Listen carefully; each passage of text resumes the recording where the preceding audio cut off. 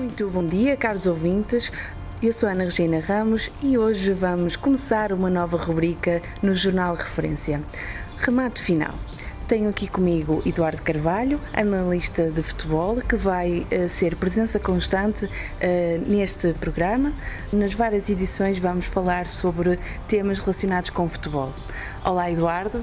Olá, Ana. Um grande abraço a todos os nossos ouvintes e aos grandes amantes de futebol. Ora, esta semana foi uma semana, ou aliás, os últimos dias foram de muitas emoções fortes para as várias equipas da região norte. Tivemos subidas de divisão, tivemos também uma lesão, não é lesão, um estado de saúde menos bom para o Casilhas do Futebol Clube do Porto. Eu começaria primeiro por uma notícia boa. Queria que comentasses o título que foi ganho pela equipa do Futebol Clube do Porto do Sub-19. Sim, parece-me de facto relevante. Foi um título que já o Benfica esteve muito próximo de ganhar em duas edições e que o Porto desta vez consegue mesmo conquistar. É uma equipa que alguns destes jogadores já participaram na Premier League International Cup, que conquistaram em duas edições e que de facto mostra como a formação pode de facto fazer toda a diferença no âmbito do nosso futebol. Acho que alguns destes jogadores, como já disse o Presidente do Futebol Clube do Porto, vão ser aproveitados. Acho que o Porto vai finalmente olhar para a formação, que é algo que nos últimos, eu diria se calhar na última década ou eventualmente até mais do que isso, o Porto não tem olhado de uma forma consistente. É algo que o Benfica o tem feito, mas de facto quer o Sporting, que era a maior referência portuguesa a nível de formação, quer o Futebol Clube do Porto, tem deixado um pouco de parte, não tem dado o enquadramento certo aos jogadores para entrarem na equipa principal e de facto é isso que eu acho que falta, porque muitas vezes jovens jogadores com talento perdem-se pela falta do enquadramento certo, pela falta da conjuntura certa para entrarem na equipa. Por exemplo, o João Félix foi aproveitado pelo Benfica. Achas que pode ser um exemplo que o Futebol Clube do Porto possa ter perdido essa oportunidade? Sim, sem dúvida, até porque o João Félix passou pelas escalões de formação do Futebol Clube do Porto. Houve outros jogadores, como por exemplo o João Mário, o próprio André Gomes, que passaram pelo Futebol Clube do Porto e que depois foram aproveitados por outros clubes, nomeadamente o Sporting e o Benfica. E isso de facto mostra como por vezes o talento, já se sabe que o talento é muito difícil de analisar, não o talento puro atual, digamos, a capacidade atual de um jogador, mas sim projetar o seu potencial no futuro, porque muitas vezes a transição dos escalões de formação para o contexto profissional é que se revela difícil para alguns jogadores e muitas vezes não são os que têm maior talento que se conseguem assumir nas equipas principais. Agora, acho que existe um paradigma em que estamos a valorizar muito a componente física dos jogadores. E isso tem feito alguns clubes e acho que no Futebol Clube do Porto isso aconteceu até há bem pouco tempo. Creio que agora esse paradigma está a mudar, até pela forma como ganhou esta Youth League. Pode-se ver perfeitamente o cariz desta equipa, um cariz mais técnico, uma abordagem coletiva mais de passe, de gestão do jogo, não é uma equipa tão virada para a dimensão física do jogo, mas Acho que isso está a mudar no Futebol Clube do Porto. Acho que no passado recente perdeu alguns talentos por essa pior avaliação, não é? Menos boa avaliação dos jogadores e de facto estará a aprender com isso e acho que o futuro, não só para o Futebol Clube do Porto, mas para a formação em Portugal, augura-se muito mais positivo daqui para a frente. Agora teremos também de falar do deslize que foi o último jogo entre o Futebol Clube do Porto e o Rio Ave, um empate que também permitiu, no fundo, ao Benfica ganhar pontos na tabela classificativa, não é? O Porto que vai jogar hoje com o Desportivo das Aves.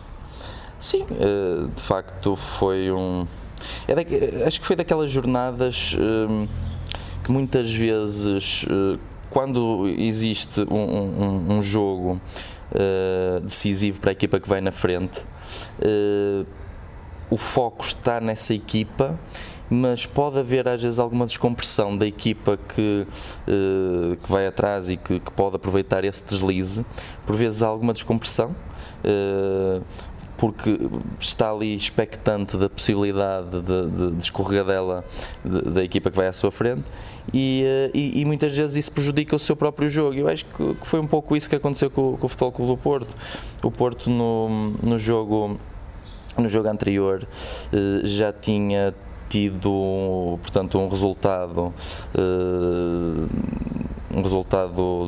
de apenas 1-0 com o Santa Clara, que foi construído relativamente cedo no jogo e que depois teve que o controlar. Nesse jogo controlou relativamente bem a nível defensivo e conseguiu praticamente anular o Santa Clara e qualquer hipótese do Santa Clara pôr em causa o resultado, pelo menos no contexto do jogo jogado, não é? Porque por vezes aparecem lances que fogem à lógica do jogo e que podem a qualquer momento empatá-lo ou até dar uma volta total ao jogo e fazer a equipa que está a perder dar a volta ao resultado. No entanto, neste jogo o Futebol Clube do Porto teve uma vantagem até superior, neste caso de 2 golos, mas teve mesmo muita dificuldade na parte final do jogo em suster a reação do Rio Ave. O Rio Ave teve um lance que de facto o animou para o jogo, que foi o lance do 2-1, e a partir daí o jogo esteve completamente inclinado para o lado do Rio Ave. O Porto até poderia conseguir aguentar esse 2-1, mas via-se que a possibilidade do Rio Ave empatar era muito maior do que o Porto congelar o jogo, conseguir fazer mais um golo ou até dominar territorialmente o jogo, como conseguiu anteriormente com o Santa Clara. Eu acredito que foi alguma descompressão da parte dos jogadores e depois, em termos de opções, o Bruno Costa, e falámos há pouco em jovens de grande talento, e o Bruno Costa para mim parece-me um expoente máximo disso no Futebol Clube do Porto. O Bruno Costa tem entrado bem em todos os jogos em que tem tido a oportunidade. E acho que o Bruno Costa entrou demasiado tarde no jogo. Acho que o Oliver Torres será provavelmente o principal especialista em controlar o jogo a meio campo e nem sequer calçou nesse jogo. E acho que isso também foi mal, foi uma estratégia que de facto correu mal ao Sérgio Conceição. E também dificultou o controle do jogo a meio campo por parte do Futebol Clube do Porto. E depois desse jogo houve bastantes polémicas contra o Sérgio Conceição, não é? E também, entretanto, esta semana o Casilhas teve um problema de saúde, o infarto. Achas que isso pode condicionar os próximos jogos do clube e também até ao final do campeonato, ou achas que pode ser um pouco decisivo para afetar também em termos emocionais a equipa? Eu acho que, relativamente ao Sérgio Conceição, no final do jogo houve aqueles momentos dramáticos para a equipa e para o seu líder, que é o treinador. Acho que ele lidou bastante bem com esse momento difícil, num primeiro momento pelo menos, fazendo a equipa dirigir-se aos adeptos, ouvindo quer os aplausos, quer na sua maioria as críticas dos adeptos que se deslocaram ao estádio. Não achei que ele tivesse estado tão bem na conferência de imprensa, porque no fundo pôs demasiado, acho que acabou por colocar um bocadinho de pressão sobre si mesmo, não é? Embora o afastasse essa mesma pressão da equipa, mas acabou por criar um pouco de pressão extra, referindo-se à possibilidade de continuar no clube ou não depois do final da época. Não me parece que isso deva estar em causa. O Futebol Clube do Porto está a meio de um processo que foi começado no ano passado pela equipa técnica do Sérgio Conceição. Acho que na próxima época ele poderá começar uma equipa. Eu diria que será a época em que ele poderá começar uma equipa quase toda à sua imagem. Eu acho que nestas duas épocas ele não o fez, porque numa primeira época ele não tinha orçamento para fazer contratações e aproveitou alguns empréstimos que a equipa tinha feito, que o Futebol Clube do Porto tinha feito na época anterior e que de facto se revelaram opções também bastante válidas. Ele aproveitou bem isso. Entretanto, alguns jogadores terminaram o contrato. No final desta época, mais jogadores do que na época anterior vão terminar contrato. Casos de Maxi Pereira provavelmente não renovará, Herrera e Brahimi quase certamente também sairão, entre outros, como o Adriano Lopes. Eu acho que aqueles jogadores que estavam na equipa e que o Sérgio Conceição teve que aproveitar por não ter orçamento, por também alguns deles, no caso por exemplo de Adrian que falamos agora, também por se calhar não terem colocação que permitisse retorno ao Futebol Clube do Porto, fez com que a equipa técnica se visse quase forçada a apostar nele e tentar tirar algo dele. E eu acho que isso na próxima época já não vai acontecer. Eu acho que vão ficar alguns jogadores. Talvez, não sei se poderíamos falar de espinha dorsal, porque além de Herrera e Brahimi, Militão vai sair, fala-se também da possibilidade de Filipe sair, não sei se Danilo ficará, Alex Telles também há uma grande possibilidade de sair. Eu não sei se poderemos falar aqui de uma espinha dorsal em termos de jogadores, mas em termos de ideia de jogo há uma base bem sólida, enraizada e que poderá ser interpretada agora por outros jogadores, mas jogadores que serão à imagem de Sérgio Conceição, que ele certamente terá uma palavra a dizer muito mais decisiva no plantel do que teve nas duas épocas anteriores. E acho que não se deve colocar essa questão que ele colocou no final do jogo. Relativamente à questão de Casilhas, a nível de saúde, eu de facto não sou especialista, não queria tecer grandes considerações. Eu acho que todas as partes tomaram a decisão, pelo menos até ao final da época, de Casilhas não competir mais.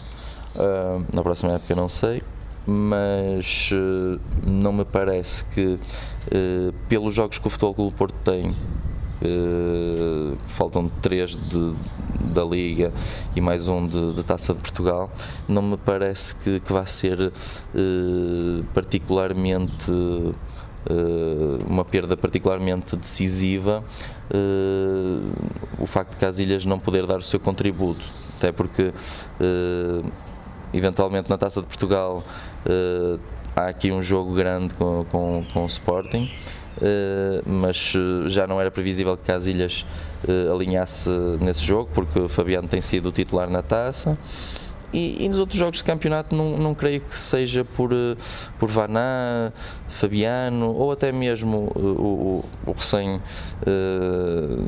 vencedor do campeonato da Youth League Sub-19, Diogo Costa.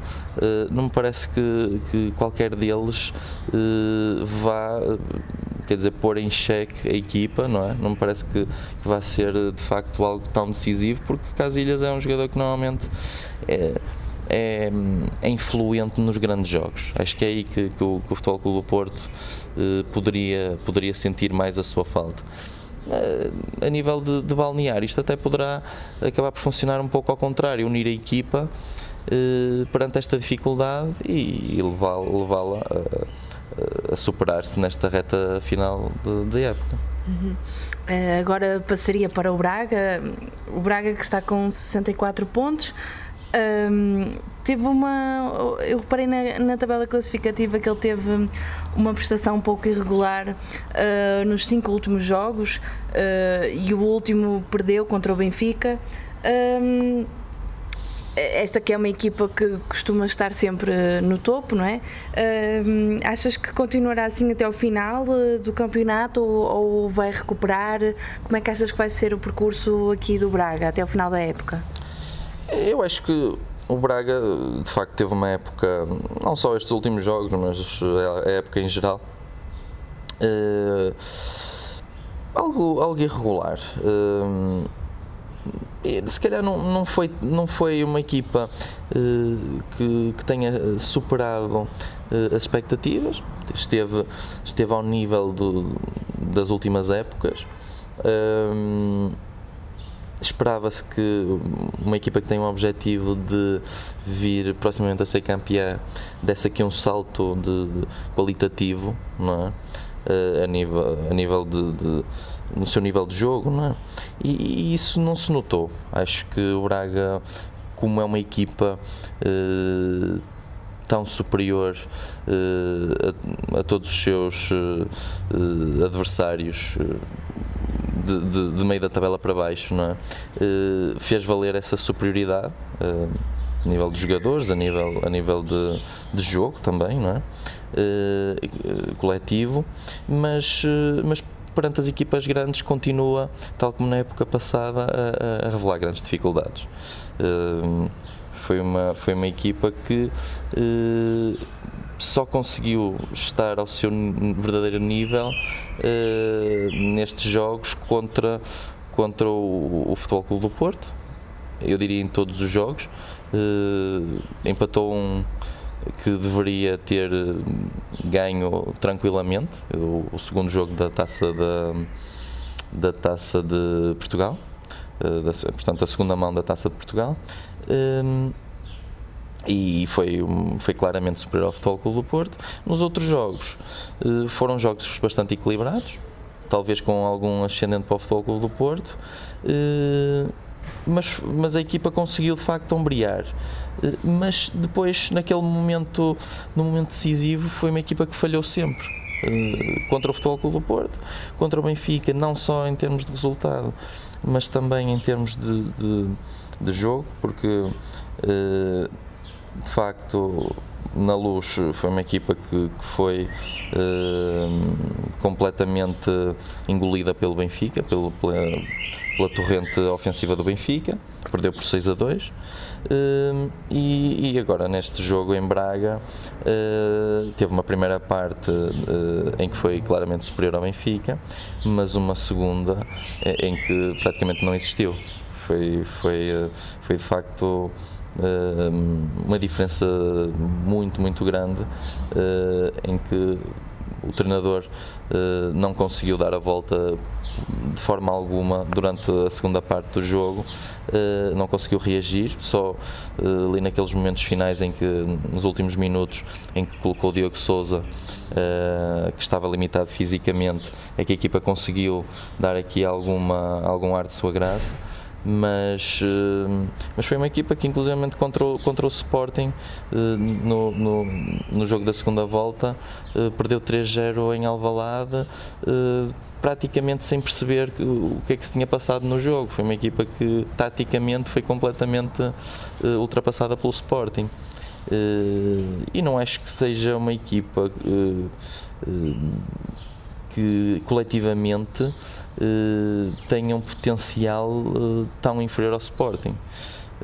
E isso de facto revelou-se decisivo. Acho que o Braga, creio que matematicamente ainda é possível, mas será praticamente impensável que chegue ao terceiro lugar, e terá agora um final da época em que Abel provavelmente poderá aproveitar para perceber aqui o potencial de alguns jogadores menos utilizados, não é? Para a próxima época, porque de facto há aqui um banco de suplentes que creio que não foi bem explorado ao longo da época. Chadas teve lesionado durante muito tempo, mas já há algum tempo recuperado, não tem tido grandes chances. Trincão é provavelmente a maior promessa dos escalões de formação do Braga.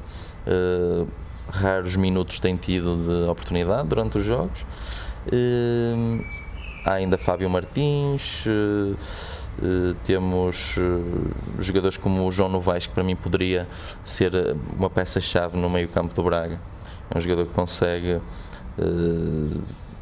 ter um futebol apoiado, consegue sair em condução, dá precisamente aquilo que o Braga poderia precisar ao longo dos jogos, que é aquela capacidade de gerir a posse e ao mesmo tempo, por vezes, fazer transições rápidas com qualidade de passe. E não tem sido um jogador bem aproveitado, por isso há aqui várias unidades que Abel deveria perspectivar para a próxima época. Se calhar fazer aqui a nível mais estrutural o Braga, realizar aqui 2 ou 3 transferências que permitam aqui algum encaixe financeiro, e depois conseguir promover estes jogadores que poderão até alcançar patamares superiores àqueles que têm sido titulares neste período desta época. Agora perguntava-te qual é que é a personalidade do mundo aqui do futebol que tu destacarias nestes últimos dias. Personalidade que pode ser um treinador, pode ser uma equipa, pode ser um jogador em específico. Eu destacaria o mestre das subidas, destacaria Vítor Oliveira, porque de facto o que ele tem conseguido já é visto quase como normal, não é? Já se quase, em jeito de brincadeira, se dá os parabéns no início da época à equipa que ele escolhe, não é? Porque de facto já é o treinador que escolhe a equipa e não a equipa que o escolhe. Dá-se os parabéns pela subida no final da época à Primeira Liga, porque ele tem um dedo, tem uma assertividade, uma competência enorme no que toca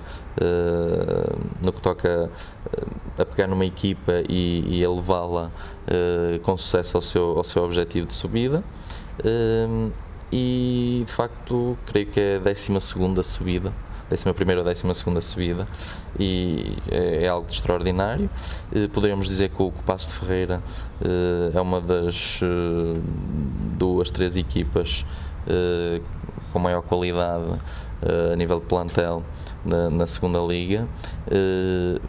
mas muitas ficam pelo caminho, não é? Vemos que equipas como a Académica, como o Estoril, tinham plantéis igualmente muito fortes e que não conseguiram subir à Primeira Liga, e o Paços de Ferreira foi competente, foi uma equipa que teve uma época tranquila. Vítor Oliveira sempre foi um treinador que eu acho que se diferencia pela maioria, porque é muito honesto com a sua própria equipa e com os adeptos de futebol no final dos jogos. Quando a equipa não joga, não é superior ao seu adversário, ele é o primeiro a denunciá-lo. Não vai aqui, não põe o foco aqui em desculpas por maus resultados. Mesmo quando ganha, ele muitas vezes é bastante crítico em relação à sua equipa, e quando a equipa de facto é superior, ele releva isso mesmo e dá motivação aos seus jogadores, e é um treinador que de facto tem características ideais para equipas de segunda liga que lutam pela subida. E eu de facto acho que muitas vezes não é dada a relevância que ele merece, por isso seria o meu destaque a nível futebolístico. Seria o meu destaque o mestre Vítor Oliveira. O Paços Ferreira, que vai ser acompanhado pelo Famalicão na subida à primeira divisão. Obrigada, Eduardo. Nós vamos ficar por aqui com este podcast, o remate final. Queríamos relembrar que este fim de semana vai ser repleto de jogos, e também lembrar que podem acompanhar as nossas próximas edições. Esta que foi uma edição especial ao ar livre. Podem acompanhar-nos em jornalreferência.pt, também nas nossas redes sociais, Instagram e também no Facebook, e ter acesso a mais informações sobre a região norte, não só sobre futebol, mas também sobre outras temáticas.